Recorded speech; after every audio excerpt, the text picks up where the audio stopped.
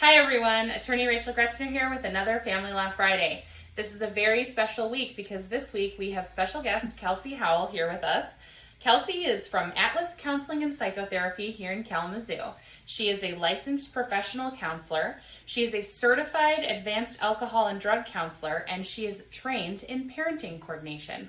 So she's here to talk with us today and answer the question of, what is a parenting coordinator? So, Kelsey, let's start there. What is a parenting coordinator?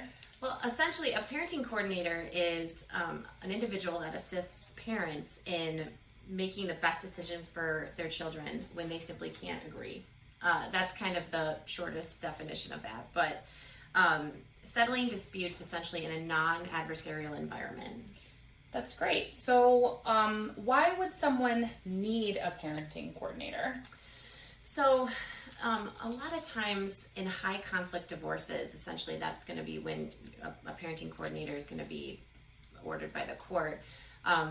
In some of these high conflict relationships or high conflict divorces, when parents can't agree on simple drop-off times for their kid, transportation, involvement of extended family members who's they're going to be their new primary care provider.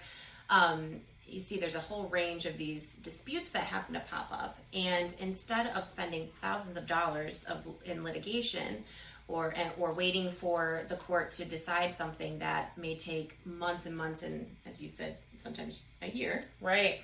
Can take up to a year. Yeah, being able to have a more speedy resolution to some of these conflicts that simply happen in a day-to-day life.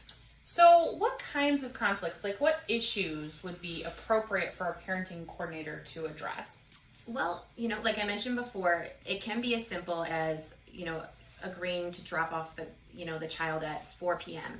And one parent's like, nope, it's 4:15. So what the parenting coordinator would do would essentially get the information from both parties and the kid in some instances and try to figure out what would be the best time, and it might come down to as simple as 4 or 4:15, but those are often some of the problems that parents face when there's a high conflict. Sure. Too, yeah.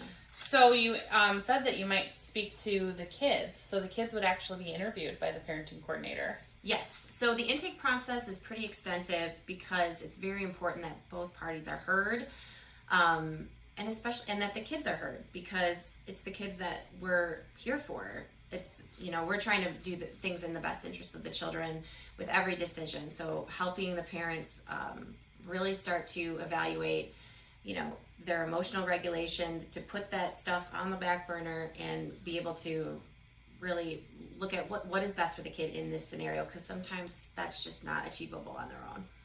So would you say that parenting coordination is a really child-centered way to resolve family disputes? Yes, and it's also, just less expensive. Absolutely. Less tying up, which I'm sure everyone's a fan of, less tying up the courts, and it's going to be quicker because the kids can't wait. It's very stressful, and I think the stress of the children when they become more and more powerless, knowing that their parents are going to court becomes increasing the stress, and honestly the stress of the parents. I mean, it's like that analogy with the oxygen mask. If you're on the plane, you got to put that mask on first. Put your own mask on first. Yeah, and because then you can actually help the kid. Okay. What would be outside the scope of a parenting coordinator's job? So it's very important that we, as parenting coordinators, we're practicing in the scope, even though it looks like we're wearing a lot of hats. So, we do not offer any legal advice. We are not making determinations on parenting time, custody. We're not doing custody evaluations like a psychologist would do. So you're not making a recommendation to the court what a child's custody or parenting time should be? Yeah, absolutely. Yeah, that's very much out of the scope. So we're not, writing up the resolution saying, yeah, kids should be with dad.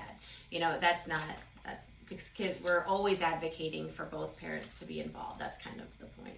And you're basically then there to resolve more day-to-day like disputes between the parents? Yes, because sometimes with life you might have this parenting schedule that just can't always be adhered to. If somebody, if a kid's recovering from a surgery and they they've been ordered to stay in bed for a couple of days to recover, but one parent is, wanting them back. The parenting coordinator can step in and just say, no, they're going to stay with mom for 2 more days while they recover, and then, go back, and then resuming the normal parenting schedule. So, kind of puts emotions back to the burner, and helps the parents really see what's best for the kid. And the parenting coordinator gets the authority to make those choices. Yes. So essentially, the judge is actually giving that authority to the parenting coordinator in the order, and the order will explicitly state what the parenting coordinator can and can't do. So that was my next question: is how does someone get a parenting coordinator? So most of the time it's going to be in the judge is going to order that, and you're going to have that order explicitly put, so that there, you can see what the scope of is for the court, and what the judge is going to be responsible for. Other times a court order isn't needed, but both parties do need to consent to have that authority given to the parenting coordinator, which can often be a struggle, but it's, in the end it does save time, money, stress. Absolutely. Wow. Well, Kelsey, is there anything else you want to tell us about parenting coordination? It's something really to consider if you are finding yourself in situations where you guys, where parties have come to an impasse and the conflict is overriding the better judgment that's best for the kids. And there's really no shame in admitting that sometimes, divorce is stressful. It's very tragic. It can be a nightmare going through this stuff. And if you really put those kids first, sometimes just saying, all right, we're going to need a third party to handle this because I'm going to need to cool off a little bit, or I can't seem to get, my thoughts in order to be able to make that best decision. I think that that's an honest thing to say, and that would be, kind of where we would step in and help out with that. Absolutely. Well, if you find yourself interested in a parenting coordinator, we have put information for how to reach Kelsey at Atlas Counseling and Psychotherapy in the comments here above or below, depending on if you're on YouTube or Facebook. And as always, if you need help with your high conflict divorce or custody situation, give our office a call. We're here to help. Thanks so much, Kelsey. Thank you.